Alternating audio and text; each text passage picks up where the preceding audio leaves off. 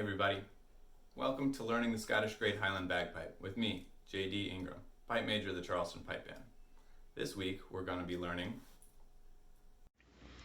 Lesson 5, Shakes, also known as slaps, slurs, strikes, or even echo beats. Your goal in this lesson is to be able to cleanly and rhythmically play a slap on any note. Focus on integrating all the skills we've learned so far and expanding some snippets of tunes. Your homework is to do warm-ups with shakes. Your extra resources are Sandy Jones' Beginning the Bagpipe, pages 20 and 21, or the College of Piping Tutor, Volume 1, pages 29 and 56. So far in lessons 1 through 4, we've learned how to play different notes and separate them with grace notes. A grace note raises a pitch to a higher sound so that we can break up two notes. But what happens if you want to break up two high A's? That's the highest sound we have. Bagpipers invented a system of grace notes that go down instead of up. Depending on who you ask, they have different names. I will call them shakes in these lessons, but some people call them slaps, slurs, strikes, taps, or echo beats. All of them refer to the same thing though. They're a grace note that closes to a lower tone rather than a higher pitch.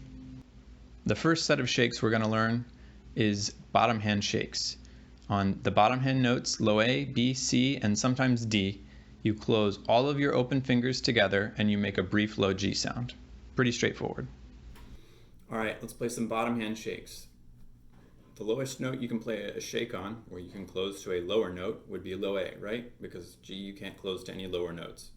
So from low A all the way up to D, sometimes D, you can close all of your fingers to a low G sound. So we'll go through the line that you saw on the last slide.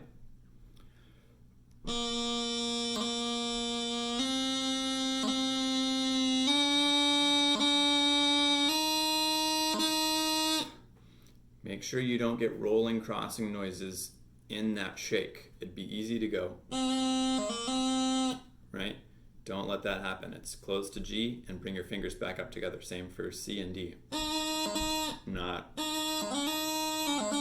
anything like that, okay? Cool. Now we'll talk about top hand shakes.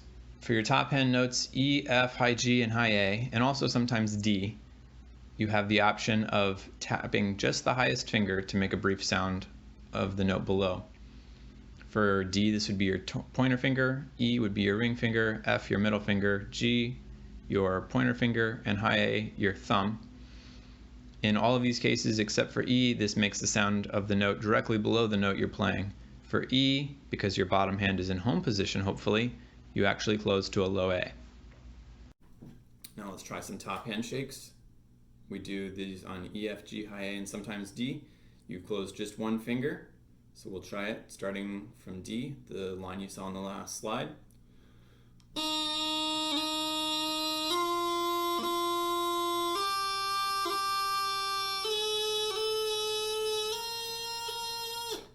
You don't have as much to worry about in regards to crossing noises, though from an E, you got to make sure you're not false fingering it. If you close just this ring finger and your bottom hand is doing something besides the home position, you won't close to a low A. And for high A, a lot of people tend to just slide over the hole rather than try to tap and pull away. Not. Right? You can slide either way, whatever's more comfortable. Sometimes you'll have two in a row where you slide one way and then the other. Keep up the good work so far. Sometimes shakes can be played between different notes. The most common options are from bottom hand notes B, C, and D going down to low A with a low G shake in the middle. The easiest way to do this is to think of the low G as just a very quick passing note. Close all your fingers down to low G and then open up to A. Alright, less often we'll see shakes between different notes, but I'll try the three examples that we talked about on the last slide, starting from B to low A, C to low A, D to low A.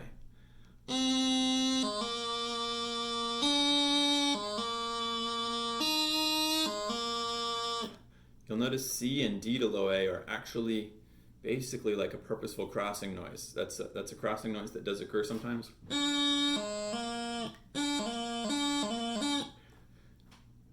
If you're Wanting to play it on purpose, play it on purpose. If you're trying not to play a shake there, then make sure you don't play a shake there. That's a situation where a crossing noise and a shake, the line between them is kind of shady.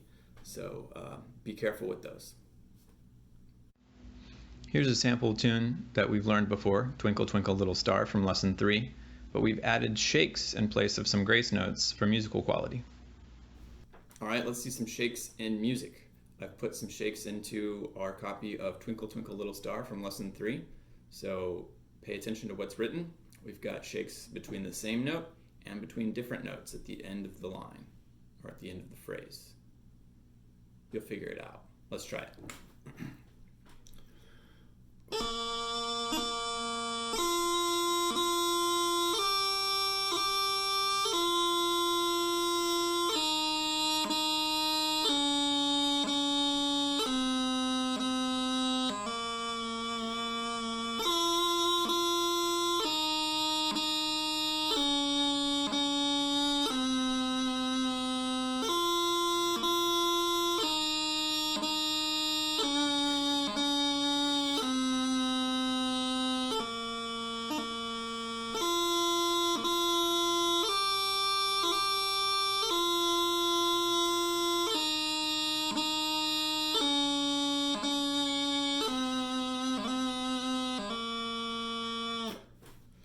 Should sound something like that. You'll notice I actually had just a very tiny hint of a rolling crossing noise on my second to last shake. So do as I say, not as I do.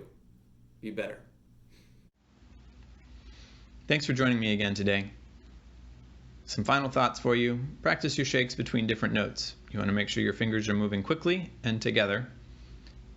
Feel free to look through the supplemental material found in Sandy Jones' Beginning the Bagpipe, pages 20 and 21, or the College of Piping Tutor, Part 1, pages 29 and also 56.